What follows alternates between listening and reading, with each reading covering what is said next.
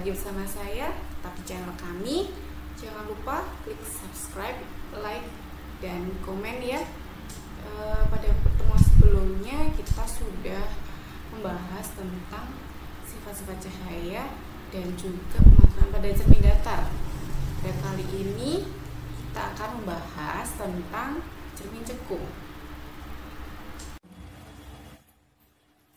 Nah, berikut ini adalah bagian-bagian dari cermin cekung. Cermin cekung di sini, nah yang bagian yang diarsir ini berarti bagian belakangnya ya. Di sini bagian belakangnya cermin, dan yang di sebelah sini itu bagian depannya cermin. Jadi kalau akan bercermin berarti posisinya ada di sebelah sini. Oke, di sini ada yang namanya garis lurus, ini dinamakan sumbu utama. Nah, ini ada titik O, sudah saya beri ya. Kemudian ini namanya titik fokus. Oke. Nah, kalau R ini apa? R di sini adalah pusat kelengkungan.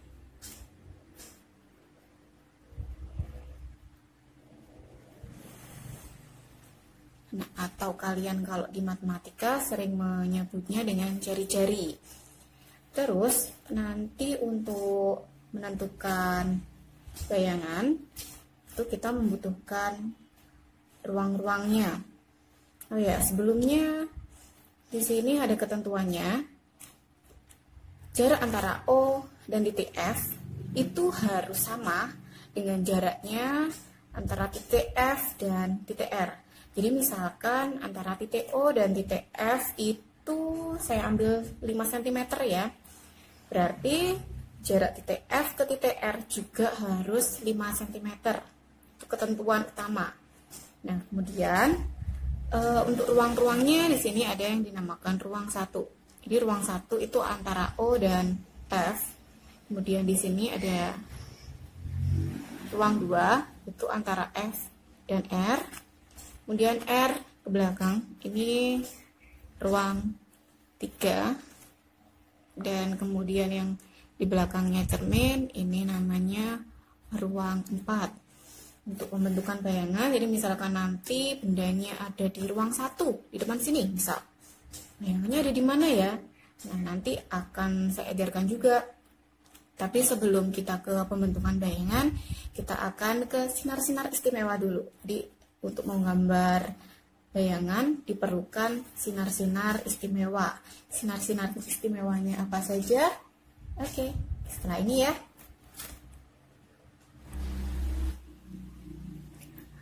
Berikut ini yang dinamakan sinar istimewa pada cermin cekung. Jadi ada 3 buah sinar istimewa ya untuk menggambarkan pembentukan bayangan. Nanti dibutuhkan minimal 2. Jadi bisa pakai sinar pertama, bisa pakai sinar pertama dan kedua, bisa pakai sinar kedua dan ketiga, atau bagaimana bisa. Oke, ini yang pertama dulu. Ini sinar, jadi ada tanda panah yang menuju ke cermin, ini menandakan bahwa dia itu berarti sinar datangnya. Kemudian yang menjauh ke cermin, yang meninggalkan cermin, ini dinamakan sinar pantul. Ya, yang pertama ini sinar datang sejajar sumbu utama. Tadi kan sumbu utama yang di sebelah sini ya. Jadi sinar datangnya di sini sejajar dengan sumbu utama akan dipantulkan. Nah, ini memantul melalui titik fokus. Ya. Kemudian yang sinar kedua, ini sinar datangnya melalui fokus. Nah, sinar pantulnya bagaimana? Ini sinar pantulnya sejajar dengan sumbu utama. Yang sinar istimewa ketiga, nah ini berarti bagaimana? Ini berarti sinar datang jika melalui pusat kelengkungan, maka pantulannya juga akan melalui pusat kelengkungan. Makanya di sini panahnya ada yang menuju dan juga ada yang meninggalkan, karena kalau sinar datang melalui pusat kelengkungan, pemantulannya juga akan melalui pusat kelengkungan juga. Nah, berikut ini saya beri contoh jika ini bendanya Nah, jadi kalian nanti ketika menggambarkan pembentukan bayangan, benda harus digambar terlebih dahulu ya. Ini benda berada di antara titik F dan titik P. Ini berarti dia ada di ruang 2. Nah, kalau bendanya di ruang 2, nanti bayangannya ada di mana? Ini ada bayangan, tapi sebelumnya kalian harus menggambar dulu sinar datang. Ini berarti pakai sinar yang pertama, sinar istimewa pertama. Sinar datang melalui sumbu utama, dipantulkan melalui titik fokus. Kemudian dia juga menggunakan sinar istimewa kedua. Sinar datang melalui titik fokus akan dipantulkan melalui atau sejajar sumbu utama. Nah, bayangannya ada di mana? Bayangannya ada di perpotongan sinar pantul. Nah, ini sinar pantulnya yang pertama dan yang kedua membentuk titik potong. Ini di garis ya. Ini yang nanti akan dinamakan bayangannya.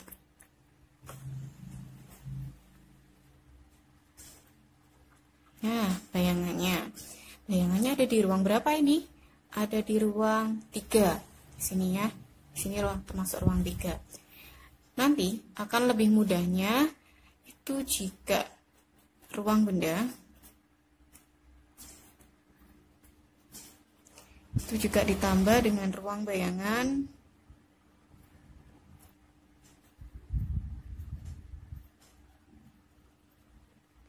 Hasilnya 5.